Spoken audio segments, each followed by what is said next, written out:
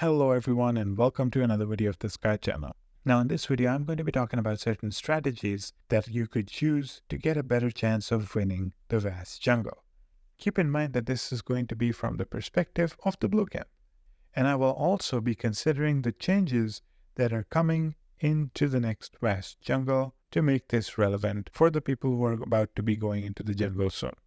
Okay, but before we get started, I want to give a big thank you to Aptoide for sponsoring this video. We have a new code SKY6, which can give you additional bonuses when you make purchases in the ants. And in total, you can get between 10 to 35% bonus on in-game purchases through Aptoide. If you're interested, please check out the video I have shared in the description below on how you can avail these bonuses. Also, feel free to join our Discord if you would like to have a longer conversation about this as well.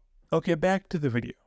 So you are in the blue camp, and essentially what that means is that you are going to be starting off a little slower than the red camp because you're locked into your initial areas only, while the red camp has access to all of the clash zones and the tree zone.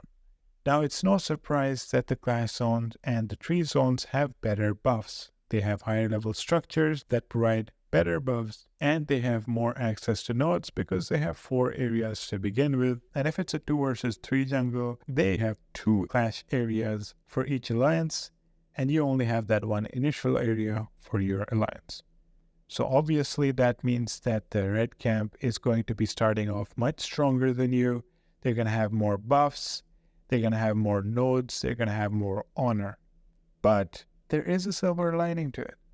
Now, there will be unoccupied initial areas that you can benefit from and try to maximize a little bit more buffs.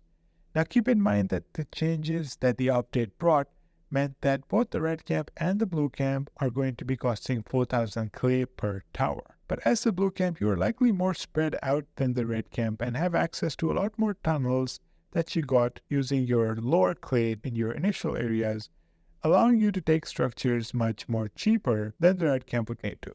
For example, let's talk about Area 51. Here, multiple alliances from the blue camp can easily access these structures, but if the red camp were to come here, they'd have to take a very long and lengthy path just to get to one of these structures.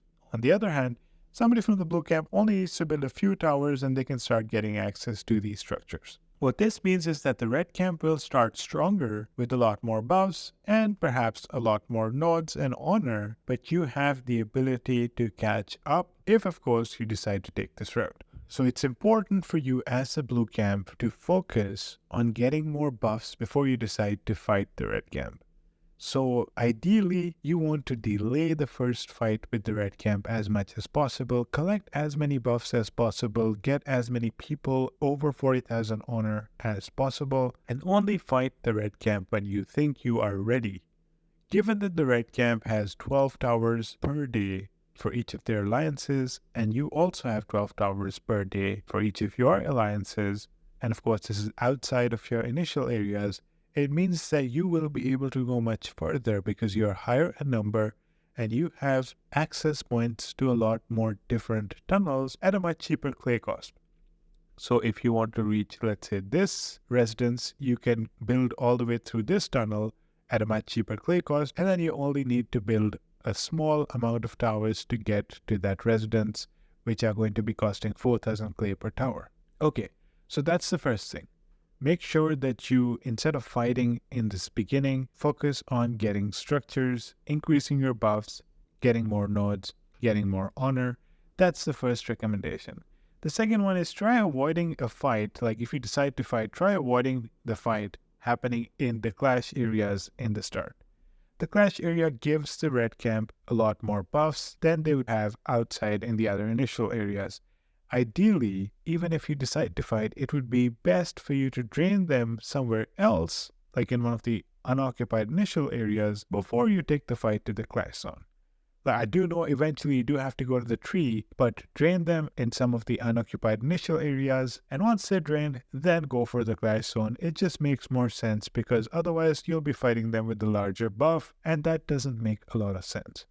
Of course, what's even better is if the red camp decides to go into your initial area and fight you there. In that case, you're definitely going to have a higher buff than them, and you can drain them out, and then when they're tired, you can decide to take the battle to them in the clash zone, assuming you think you do have the ability to break through. If not, then perhaps keep fighting them in the initial area until you feel like they have completely worn out, and then take that opportunity to attack them in the clash zone.